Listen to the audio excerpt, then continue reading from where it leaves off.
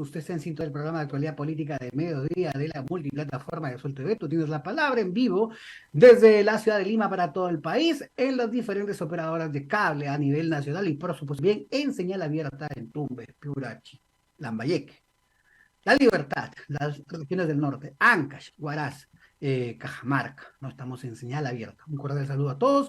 Bueno, ya hemos escuchado a la presidenta Dina Boluarte, ¿no? Hace instantes, precisamente, hacer un llamado, una convocatoria para enfrentar el fenómeno del niño costero global que lamentablemente se viene. Además, ha cuestionado a aquellos quienes están promocionando la toma del INE, ¿no? La reactivación de las protestas, de los bloqueos lamentablemente en el país. Hemos convocado al expresidente del Consejo de Ministros, el ministro de Estado, Pedro Cateriano. ¿Cómo está? Muy buenas tardes, estimado el ministro. Le saluda Joel Quesada. Bienvenido a la multiplataforma de Sol TV. Buenas tardes, señor Quesada. Encantado de estar nuevamente con Sol TV.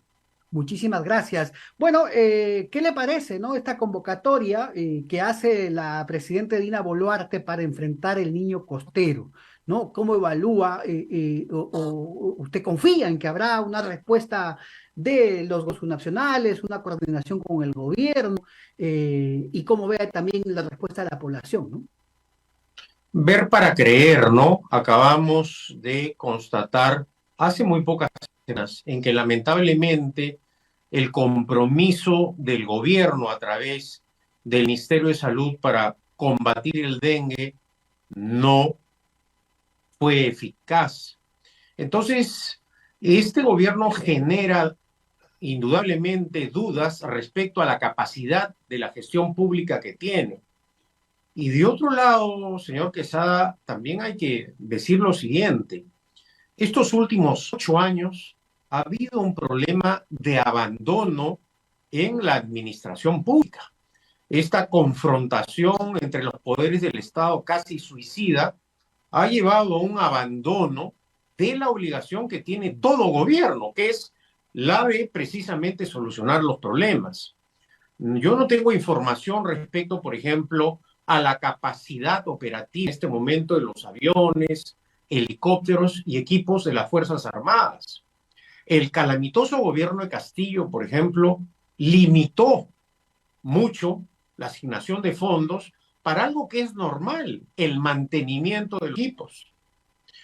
Y en los casos anteriores, específicamente me refiero al gobierno de Pedro Pablo Kuczynski, el boicot que realizó el fujiaprismo involucró a las Fuerzas Armadas, a oficiales del Ejército y de la FAP que cumplieron con su deber.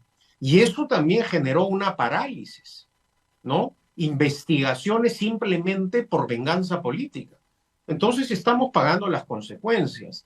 Y si a eso, señor Quesada, le sumamos el hecho de que el entorno de la presidenta Boluarte carece de cuadros técnicos, no tiene un partido político, es decir, estamos en una situación sumamente delicada. Confío que los técnicos profesionales y los miembros de las Fuerzas Armadas cooperen en esta tarea que se nos va a venir por el fenómeno del niño. Pero ojalá haya un propósito de enmienda de parte de la presidenta Boluarte, ¿no? Ahora, en algo sí podemos coincidir con la presidenta Boluarte, es estar unidos para este fenómeno del niño costero, enfrentarlo. No hay tiempo, lamentablemente, pero también es cierto que ya se han destinado los recursos, ¿no? Y hay algunos gobiernos regionales, alcaldías, que no están siendo eficientes en el gasto, ¿no? Para las obras de mitigación del niño costero. Efectivamente, en épocas de emergencia, lo que corresponde es enfrentar los graves problemas o amenazas. Yo creo que obliga a las autoridades, a los gobiernos regionales y municipales. Lo que usted acaba de señalar, señor Quesada, es sumamente importante. El problema de la administración de recursos del Estado no solamente afecta a una incapacidad, impericia del gobierno nacional. Lamentablemente es algo que involucra también a los gobiernos regionales y municipales a nivel nacional, ¿no? Así es. Hace algunas semanas, por ejemplo, acá se difundió cómo gobiernos regionales del norte del país no habían ejecutado, teniendo dinero, esos recursos para mitigar los problemas. Yo acabo de estar el fin de semana pasado en la región Junín y, por ejemplo, para proyectos de inversiones del gobierno regional y los gobiernos municipales, no ha ejecutado, y eso que ya estamos llegando a mitad de año, apenas el 30,6% del presupuesto. Cerca de 900 millones de soles sin gastar. Y si a eso le sumamos, es decir, solo en inversiones, ¿ah? Es decir, en la parte necesaria, si a eso le sumamos canon y sobrecanon, supera los 1.000 millones de soles. Entonces, nosotros nos preguntamos a quiénes acusan, quiénes son los responsables. Y creo que también hay una responsabilidad de los gobiernos cuando llegan al poder sin programas de gobierno, sin propuestas, sin cuadros técnicos, nos encontramos pues en una crítica situación, ¿no? Efectivamente, ¿no? Aquí hay un drama también por la eficiencia del gasto de los presupuestos en los gobiernos subnacionales, ¿no? Tanto municipios como gobiernos regionales. Es una tarea pendiente de la descentralización. Ahora, la presidenta Dina Boluarte hace instantes ha mencionado de que, bueno, la toma de Lima, este reinicio de manifestaciones en contra de su gobierno, lo único que ocasionan es atraso, es lo que ha señalado. Eh, ¿Es un momento de la estabilidad política o, bueno, cómo evalúa este posible reinicio, ¿no? De las movilizaciones en el país? En democracia, el derecho a protestar, a libre tránsito, a organizarse pública o privadamente, es fundamental. Entonces, desde ese punto de vista, es absolutamente legal en marchas o protestas, pero de manera pacífica, es decir, sin el uso de la violencia. ¿Por qué razón sin el uso de la violencia? Porque la democracia tiene mecanismos que permiten no solo a través de las movilizaciones políticas, sino también a través de las acciones judiciales, a nivel parlamentario, ejercer el derecho de protesta. Ahora, lamentablemente estamos pues frente a un gobierno que no honra su palabra. La presidenta Boluarte no le dice la verdad al pueblo.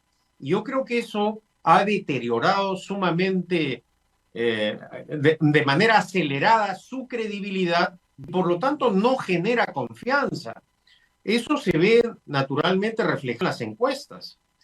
El nivel de desaprobación del gobierno es muy delicado y también el del Parlamento, que Así es es. cómplice por acción u omisión de esta grave crisis política, es decir, el comportamiento del Parlamento encubriendo conductas delictivas de los propios congresistas. Eh, el país aprecia hechos bochornosos de un congresista que intenta salir del país a pesar de existir un mandato judicial que lo prohíbe y termina en la carceleta. O el vergonzoso caso de los congresistas denominados mochasueldos, Sueldos. que hay que decirlo claramente, le roban el dinero a los trabajadores e impunemente, ¿no es cierto? Se encubren, se protegen.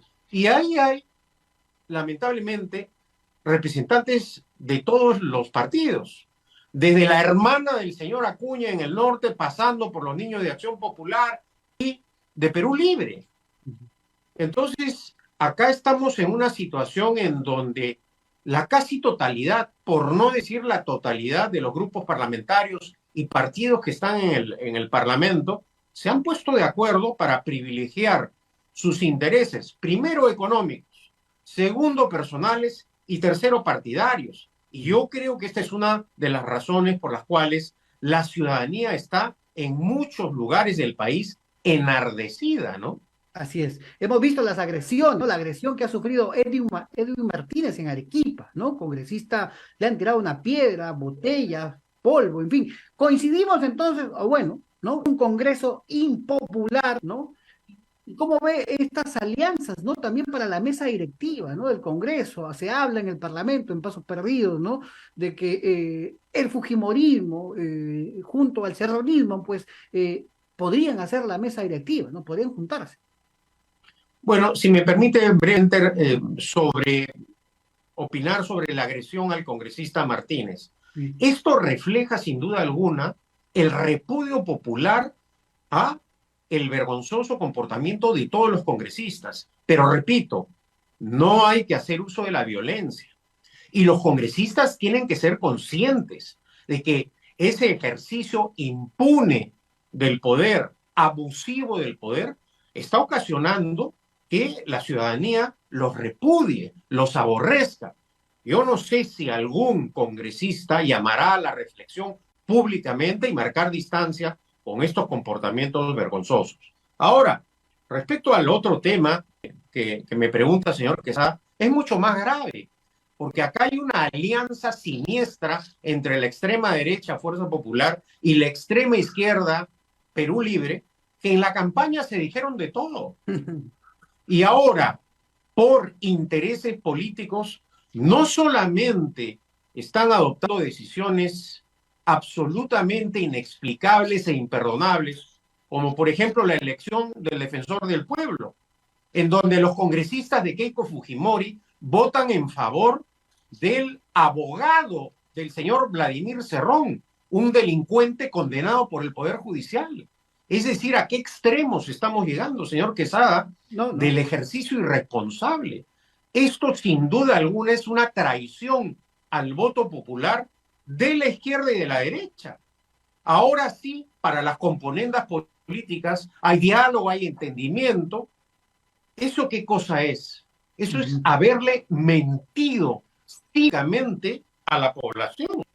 Y ahora estamos en una situación en la cual Fuerza Popular pretende sentarse en la mesa con, hay que decirlo claramente, aquellos que hasta hace unas semanas han estado con el golpista y corrupto Castillo, amenazando el orden democrático y constitucional.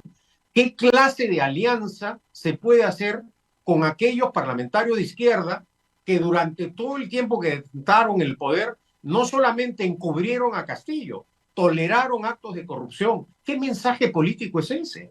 Así Es es, un ¿no? mensaje de impunidad que se ve agravado, además, con aprobaciones de leyes como la que pretende traerse abajo la ley de colaboración eficaz.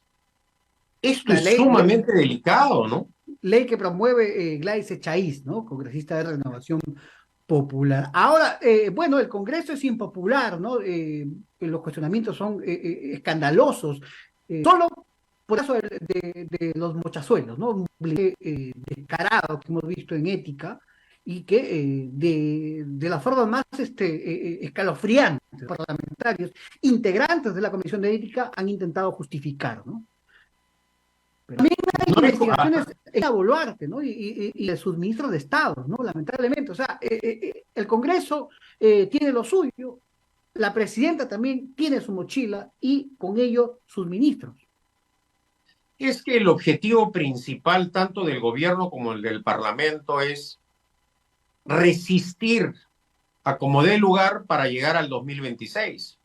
A la hora de los asuntos económicos, los izquierdistas han demostrado que son más capitalistas que los derechistas o de centro, ¿no? Porque si se trata de perder el sueldo, la izquierda, Perú Libre, el bloque magisterial y digamos todas las diversidades de izquierdistas que hay en el Parlamento, para ellos primero es su sueldo, sus 25,000 soles mensuales y no interesa la crisis del país, no les interesa la estabilidad jurídica y política. Y estamos viendo además un despliegue de aprobaciones legislativas populistas, se tiran abajo la reforma educativa, es decir, la meritocracia, aumentos y bonos. Y estos mismos señores que dicen hay que aumentar, hay que dar dinero, con razón en algunos casos, son los que bloquean el desarrollo del país. Hoy día, un diario de Lima informa la gravedad de la situación de la minería en el país, en donde la izquierda extremista ya no solo está bloqueando el desarrollo de proyectos mineros, sino que hay una parálisis en esta actividad fundamental para el desarrollo de Perú. Efectivamente, ¿no? Ir contra la minería es atentar contra el desarrollo de los peruanos. Es como pedirles a los árabes no que dejen de hacer petróleo, ¿no? O decirles a los suizos cierren sus bancos porque hay algunos que depositan dineros ilícitos. Entonces, es completamente irracional paralizar la actividad minera en el país. ¿De qué manera vamos a erradicar la pobreza si paramos la principal fuente generadora de la riqueza y que da empleo a la gente? Que es la minería, ¿no? Totalmente de acuerdo en este punto. Dos preguntas finales para terminar, estimado expresidente del Consejo de Ministros. Conversamos en vivo con Pedro Cateriano. Bueno, se ha conocido, ¿no?, que en Costa Rica se ha incautado 6.6 millones de dólares vinculados a empresas, ¿no?, o a el dinero del expresidente Alejandro Toledo. Así estamos también a nivel internacional. Sí, pues es un hecho realmente vergonzoso, repudiable, condenable, que pone ya en una situación desde el punto de vista penal insalvable al expresidente Alejandro Toledo, ¿no? Y ciertamente esa conducta delictiva afecta la reputación internacional del país, es decir, ya inclusive a nosotros no nos afecta el hecho de que 3 expresidentes de la República estén en prisión. Esto es un escándalo monumental que debería generar una corriente de opinión en la ciudadanía para reaccionar. Lamentablemente el caso de Toledo, además desde el punto de vista penal, es el más sólido. Por esa razón, considero que estas pruebas lo único que hacen es ahondar la crítica situación judicial en la que se encuentra Toledo, ¿no? Así es. Bueno, y para terminar, estimados, bueno, hemos visto ahí hace unos días, ¿no? Aquí comentamos en el programa a Mario Vargas Llosa inscribiéndose, ¿no?, al partido Libertad Popular. Tiene ahí mucho que ver en este tema, ¿no? Cuéntanos más o menos la anécdota o la historia, ¿no?, de Mario Vargas Llosa inscribiéndose, ¿no?, a Libertad Popular.